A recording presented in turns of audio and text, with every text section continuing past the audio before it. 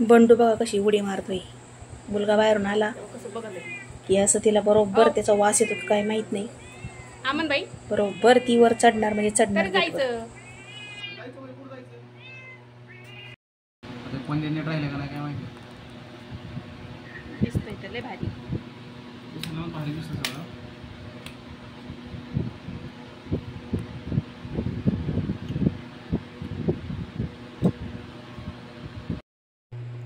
तुमच्याकडं असं होतं का कधी सांगा बरं की घरातली 2 व्यक्ती बाहेर पडल्यात आणि दोघंही येताना असं गोंधळ करून आल्यात. हे बघा आमच्याकडं बऱ्याचदा असं होतं. मुलगा जिमला गेला की तो येताना काहीतरी आणतो आणि तो जिमला गेल्यानंतर मला माहीत नसतो तो काय आणणार आहे म्हणून मी मुलीला पाठवते. म्हणजे ती पण घेऊन येते येताना हा पण घेऊन येतो. आणि आम्हाला म्हशीच्या दुधाची सवय बारामतीपासून जवळजवळ 15 वर्षापासून. आम्ही गावाला आलो तरीसुद्धा आता इकडं गोकुळचं मिळत नाही पण आम्ही प्रभातचं हे बघा काही मुलगी घेऊन आली. एकामागे एकच आले, दोघं पण आलेत. आणि विशेष म्हणजे दोघंही भाजीला घेऊन आलेत. इतके हुशार आहेत, नाही तर भाजीला काहीच नसतं. आणि तसंही मला आईस्क्रीम बनवायचं होतं पण कस्टर्ड पावडर आणलेली आहे. चला म्हटलं आपलं ताण वाचला परत दूध आणायचा. चला आपल्याला आता आईस्क्रीम करून खाता येईल नाही का. तर असा गोंधळ तुमच्या घरात होतोय का? घरात 2 व्यक्ती बाहेर पडल्यानंतर येताना भाजी तरी डबल होती, दूध तरी येतं, बऱ्याचशा वस्तू अशा डबल डबल घरात येतात. हे बघा आता मुलीने दोडके आणलेत, गवार आणली, ती येत नाही तर मुलगा आला पाठीमागून त्याने सिमला आणली, बटाटे आणले.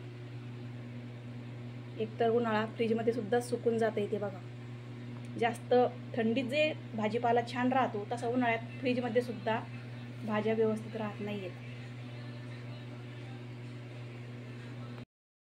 आणि दुधासोबतच त्यांनी पनीर आणलेलं आहे. बारामतीत कसं फ्रेश पनीर मिळायचं, सुट्टा असायचं पण ते खूप फ्रेश असायचं. इथे पॅकिंगचं मिळतं, हे खूप दिवसाचं पॅकिंग असतं. हे आता नाविलाज म्हणून आणावं लागतं. आणि वरची वर दिवसाळ म्हटलं तरी घरात 200 ग्रॅम पनीर असतं. कारण मुलाची जिम असल्यामुळं त्याला 2 दिवसाला तरी पनीर तो खातोच. पनीर चिली करून खात असतो. कालच्या व्हिडिओमध्ये जी पनीरची भाजी बघितली ते सुद्धा पनीर चिल्ली करण्यासाठीच पनीर आणलेलं होतं. पण असं योगायोग आला की त्याच्या मित्राचा बड्डे होता, तो गेला पार्टीला आणि मग तो म्हटला आपल्याला पनीरची भाजी बनवून ठेव. आणि मग आम्ही पनीरची भाजी त्याची बनवली. पण आज मात्र पनीर चिल्ली बनवायचं आहे. तर त्याच्यासाठी सुद्धा मी हे बघा इथं red chilli sauce, soya sauce हे घरात आणून ठेवलेलं आहे. कारण सोयाबीनचं पण छान त्याचं काय म्हणतात त्याला, कधी कधी वेळेला नावच आठवत नाही. सोया चिल्ली म्हणतात ना, जसं पनीर चिल्ली असं तसं ते पण बनवता येतं. पोटॅटो चिली बरोबर, सोयाबीन चिली नाव आठवत नाही. व्हिनेगर वगैरे सगळे काही फ्रीजमध्ये ठेवलेलं आहे. बघा काय भारी पनीर चिल्ली बनवली मुलाने. मस्त दिसते, एकदम हॉटेलसारखी झाली आहे. मला अगोदर असं वाटलं त्याने त्याच्याच एकट्यासाठीच बनवली, पण येताना तो 3 चमचे घेऊन आला. मग काय मांडी घालूनच बसलो खायला. मी त्याला फक्त सिमला मिरची, कांदा, आलं, लसूण हे बारीक चिरून दिलं होतं. तो म्हटला मी करतोय. आता बॅकग्राऊंडला आवाज देते तर द्वारा बघा कशी वरडते बाहेर जाण्यासाठी.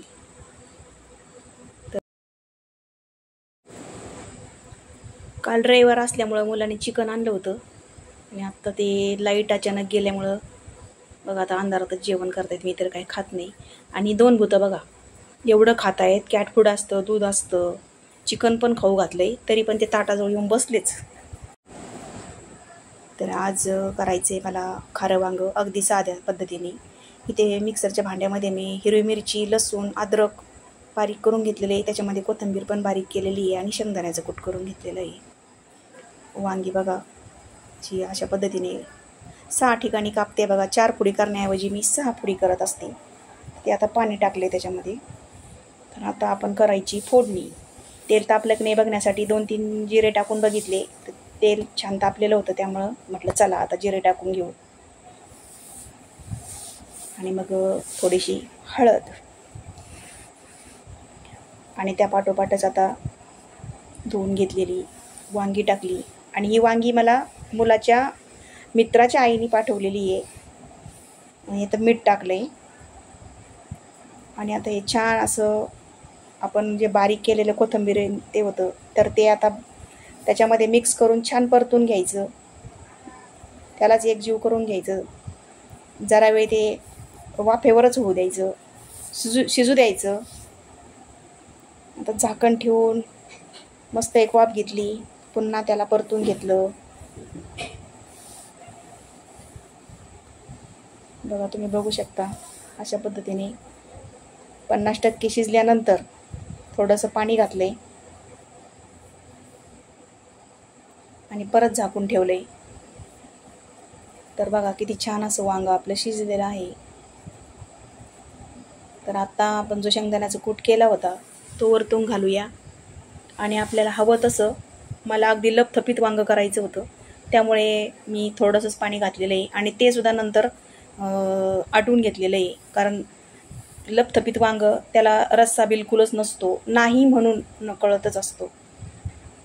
आणि अशा पद्धतीची भाजी आम्हाला घरात सगळ्यांनाच आवडती. एक प्रकारचं एक खारं वांगं म्हटलं तरी चालेल हिरवी मिरची घातल्यामुळं. तर आता त्याला उकळी आलेली आहे. आपण त्याला परत झाकून ठेवू. आणि आता एक 2-3 मिनटानंतर बघा त्याचं जे पाणी टाकलं होतं आपण ते पण आता पूर्णपणे सुकून गेलेलं आहे. आता फक्त राहिलं आहे तर फक्त मसाला. किती छान दिसतंय बघा, मस्त त्याला तेल पण सुटलेलं आहे. तर कशी वाटली रेसिपी नक्की सांगा.